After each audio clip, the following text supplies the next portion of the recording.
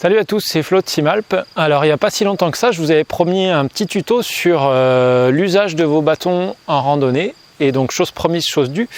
Alors quand on utilise les bâtons en randonnée, la première chose qu'il faut savoir, c'est comment régler vos bâtons.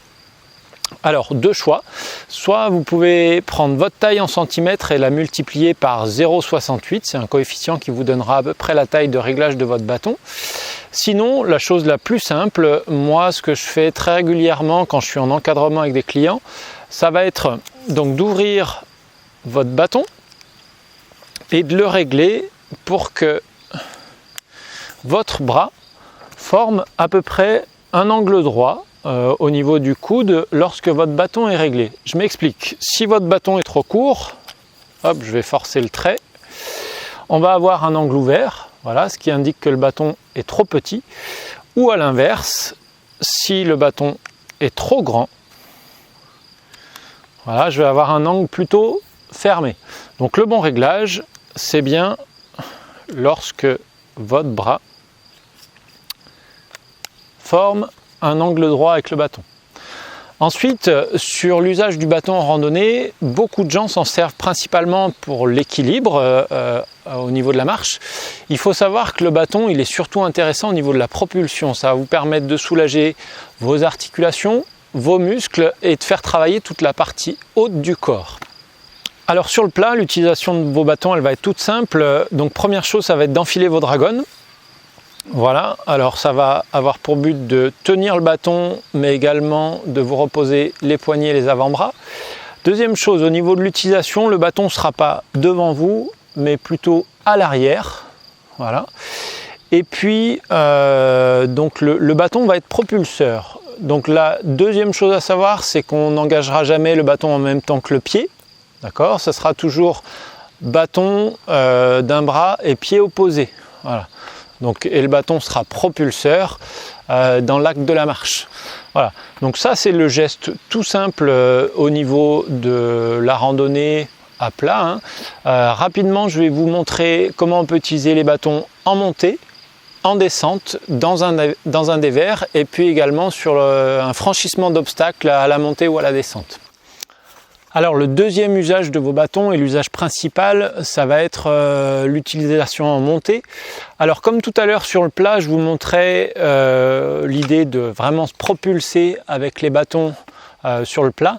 En montée, ça va être la même chose. On voit beaucoup de gens qui vont avoir tendance à mettre les bâtons au-dessus et à se tracter. Alors c'est vrai que c'est possible, hein, mais ce sera beaucoup plus difficile. Moi, ce que je vous propose, c'est comme tout à l'heure, avoir un bâton qui est plutôt propulseur. C'est-à-dire qu'il va venir se planter un petit peu à l'arrière de vos pieds et donc vous aider à vous propulser dans la montée. Voilà, c'est l'usage principal des bâtons en randonnée. Donc, on va avoir plutôt une poussée alternée, hein, toujours pareil, jambes et bras opposés. Ce qu'on peut faire sinon, alors c'est un usage qu'on peut avoir en trail mais également en randonnée, c'est dans le cas de pente raide où là on va avoir une double poussée. On va venir planter les deux bâtons au-dessus ou derrière, hein, peu importe, pour vraiment, là en cas de forte pente, pouvoir avancer et progresser. Alors la troisième situation dans laquelle vous pouvez vous trouver, c'est celle-ci, hein, une descente un petit peu abrupte et où là, l'usage de vos bâtons, au lieu d'être propulseur, il va vraiment servir à vous retenir et à diminuer les effets de la pente sur vos articulations, en particulier les articulations du genou et sur vos cuisses, les muscles des cuisses, les quadriceps.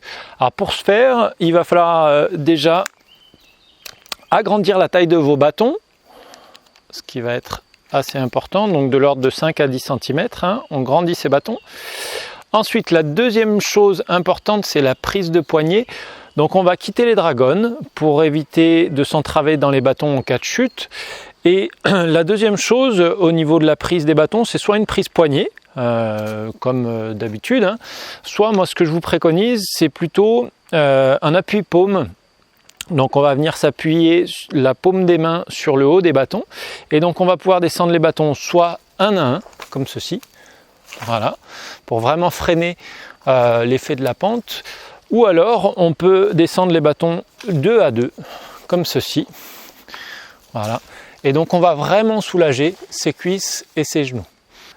Alors l'autre situation un peu gênante dans laquelle vous pouvez vous retrouver dans l'utilisation et dans l'usage de vos bâtons, c'est la situation dans laquelle je me trouve, c'est un dévers. Votre sentier est ici à travers la pente et voilà, on peut assez facilement être embêté avec vos bâtons, surtout en montagne, on peut trouver des dévers vraiment sur des longues distances.